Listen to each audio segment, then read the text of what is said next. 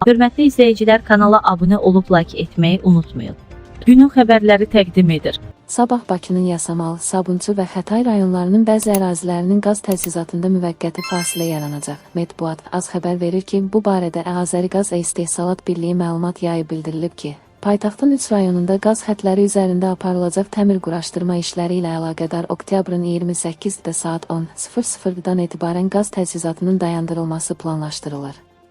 Təmir işləri aparılan müddətdə Yasamal rayonu üzrə Azadlıq, Mətbuat, Heydzavid, Azərbaycan və Bülbül prospektlərinin, eləcə də Əm Müşfiq, Ən Nərimanov, Qutqaşınlı, Ələkbərov, Asultanova, Əm Fətəli, Aşaiq, Əm Muxtarov, Əm Rahim, Zərgərpalan, Əs, Dağlı, Xəlilbəyli, Səfərli, Nizami, Hacıbəyov, Əs, Burğun, Xəqani və Behbudov və Ərzan Mərdanov qardaşları İçərişəhər və Rastropoviç küçələrinin Sabunçu rayonu üzrə Pirşağı qəsəbəsi, Qurtuluş və Kərimov küçələrinin Maşdağı qəsəbəsi, Gülçülük sovxozunun, həmçinin Xətai rayonu üzrə isə Heysalmani küçəsinin qaz təchizatında müvəqqəti fasilə yaranacaq.